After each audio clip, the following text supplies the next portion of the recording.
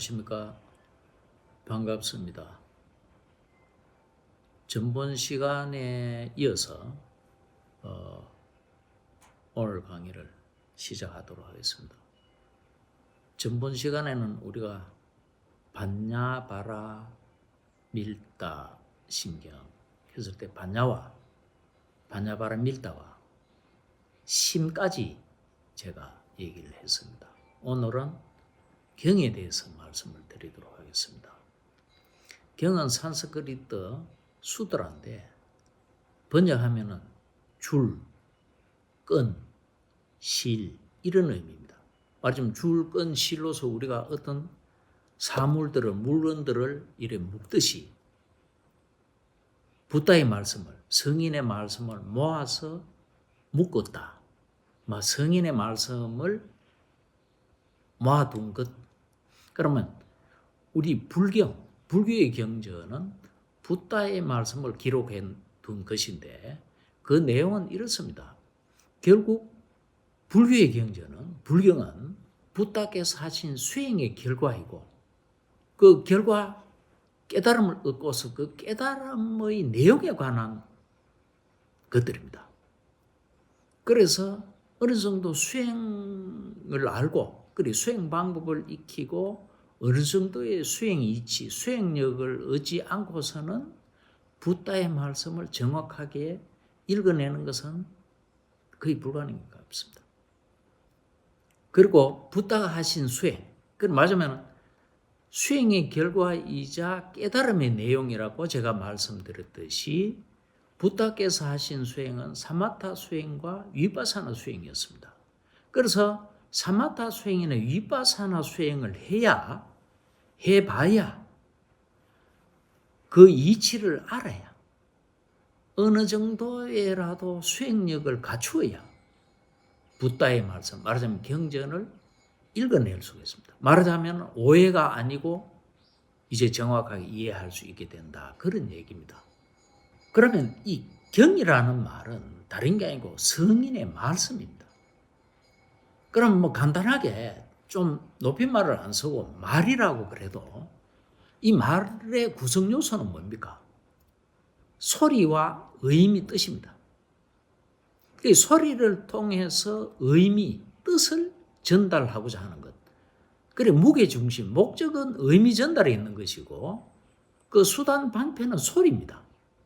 그러니까 의미, 뜻, 이 내용을 모르면은 그래서 소리일 뿐입니다. 그래서 우리가 흔히 쓰는 말로 이 정확한 의미를 모른다든지 그걸 놓치게 되면은 말의 핵심 요소가 뒤에 의미, 뜻에 있지 소리에 있지 않습니다. 그래서 어떤 말을 선호하면은 말도 안 되는 소리, 헛된 소리, 잡소리. 그 소리라는 말은 말에서 의미, 뜻을 놓친다든지 모르고 있을 때 폄하하는 말입니다. 제가 왜 이런 얘기를 하나 하면은 우리나라 사람들은 경전을 읽을 때 또는 사경을 할 때 붓다가 전하고자 하신 메시지의 내용인 말을 문자화하면은 경전이라고 합니다. 이제 책이 되는 거죠. 어쨌거나 이 붓다의 말씀의 의미, 뜻을 정확하게 모르면은 그건 경이 아닙니다. 말씀이 결코 아닙니다. 그건 소리일 뿐입니다. 무슨 이야기인가 하면은 우리가 독경하는 말은 무슨 말입니까? 경전을 읽는다. 이런 말입니다. 그런데 이 경전, 성인의 말씀, 붓다의 말씀의 핵심은 소리에 있는 것이 아니라 그분이 전하고자 하는 말하자면은 수행의 결과요, 깨달음의 내용인 이 의미와 뜻이 있습니다. 그런데 사실 우리나라의 불자들은 의미, 뜻을 알고 경전을 읽는 사람은 아마 거의 없을 겁니다. 부처님께서 말씀하셨을 때는 자기의 말씀의 내용, 메시지를 잘 이해하고 새겨서 그를 실천하라는 말씀이었지. 그냥 말을 그저 소리로만 내어 읽는다든지, 그냥 소리에 해당하는 걸 그냥 문자에 하는 거 그거 사격만 한다든지, 뭐 영 나쁜 일은 아닐랑가 몰라도 정말로 시간 낭비일 수 있다는 겁니다. 그러면은 부탁에서 45년간 쓸 법한 내용, 그 전체 경전의 불경의 내용이 뭘까? 그러니까 부탁에서 45년간 쓸 법한 그런 핵심 정수, 그 내용은 인과에 의한, 원인과 결과에 의한 행복을 성취하는 방법, 결국 행복에 관한 얘기입니다. 그걸 아주 핵심만을 간결하게 요약하면 이렇습니다. 크게 나누면 세 가지고 자세히 나누면 네 가지입니다. 그게 뭔가 하면은 주로 제가자들한테 강조한 보시, 제가와 출가한테 다 강조한 지계 공덕, 그러니까 보시 공덕, 지계 공덕. 그러면 이제 수행 공덕은 두 가지로 나누면은 사마타 수행의 공덕, 그 다음에 위파사나 수행의 공덕입니다. 이런 선업의 원인을 지어야, 이런 조건을 만들어야 그 결과가 행복이라는 겁니다. 그 행복에 크게 네 가지의 단계, 부류, 종류가 있습니다. 말하자면은 이 보시와 지계를 잘 하게 되면은, 많이 하게 되면은, 말하자면 양질의 보시 지계를 하게 되면은 욕계의 천신으로 태어나게 됩니다. 태어나서 인간보다는 훨씬 부귀한 행복. 우리 대부분의 사람들이 바라는 것은 부와 귀니까 보시의 공덕과 지계의 공덕이 크면은 욕계의 천신의 행복을 누릴 수 있고, 그 다음에 그보다 조금 못할 때는 부귀한 인간의 몸을 받게 된다. 이런 이야기입니다. 우리 중생들이 바라고 기도하고 뭐 하는 것은 전부 되게 부귀와 관련되는 거니까 그렇고, 그 다음에 그 세 번째 사마타 수행의 공덕으로 얻게 되는 것은 깊은 삼매고, 이 삼매 상태에서 말하자면 뭐 불교 수로로 말하자면은 본 삼매 그 상태에서 이 생을 마감하게 되면은 그 본 상태의 정도에 따라서, 어떤 본 상태에서 생을 마감하느냐에 따라서 색계의 천신으로 태어나든지 무색계의 천신으로 태어나게 됩니다.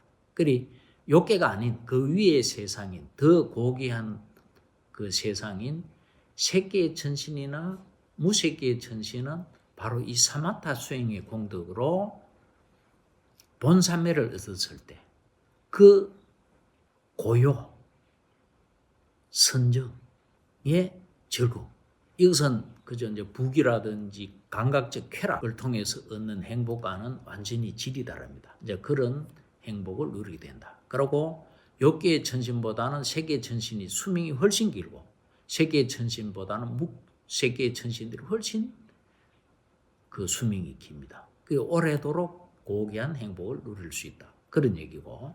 근데 이제 정작 우리 부탁에서 정말 그 가장 강조하던 궁극의 행복은 바로 네 번째, 위파사나 수행을 통해서 반야, 지혜를 얻고, 그 지혜가 깊어지고 또 번뇌를 꺼내가게 할 수 있는 그런 그 반야의 힘을 얻었을 때, 그때 보게 되는 대상이 열반이고, 그 열반을 봐야 깨달음이고 성인이 되는데, 그런 분들이 누리게 되는 행복이 바로 생사윤회로부터 해탈하게 되는 겁니다.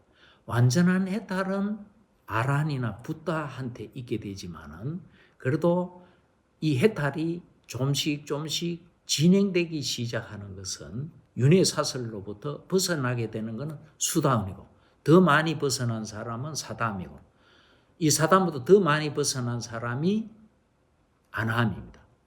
다시는 이 세상에 어떠한 오원으로서도 태어나지 않습니다. 태어나지 않게 됩니다. 태어나지 않으니까 노병사의 법칙에 괴로움에 휩싸이지 않게 되죠. 그게 이제 완전한 해탈입니다. 이 완전한 해탈이라는 궁극의 행복, 최상의 행복이라는 이런 결과를 얻기 위해서는 반드시 뭐를 해야 됩니까? 윗바사나 수행을 통해서 반야를 얻고 그 반야가 더욱 깊은 반야로 발전되어 가야 된다. 그런 얘기입니다. 그래서 이 경전의 내용을 우리가 정확하게 공부를 해야 자 문해 사회가 이루어지고 이것을 그 이정표 로드맵 지도로 삼아서 우리가 정법에 의한 수행을 했을 때 부다께서 가르쳐 주신 그 수행을 했을 때 사마타 수행, 말하자면 반야를 얻는 그 위파사나 수행을 했을 때 우리는 열반을 정득하고 그 다음에 해탈을 성취할 수 있게 된다. 이것이 불교의 목적이고 그분이 이 불자들에게 가르침을 펼치신 목적이 되겠습니다. 그래서 우리 불자들은 정말 제대로 경전을 공부를 잘하고 그걸 실천할 수 있게 되어야 되겠습니다. 그저 주문 외우고 절 많이 하고 뭐 기도한다든지 뭐 이런 식을 좀 더 넘어서서 사마타 수행도 하고 위파사나 수행을 해서 궁극의 행복을 얻는 길로 우리가 들어서야 될 것이다. 우리 함께 그 길로 가야 되지 않겠나.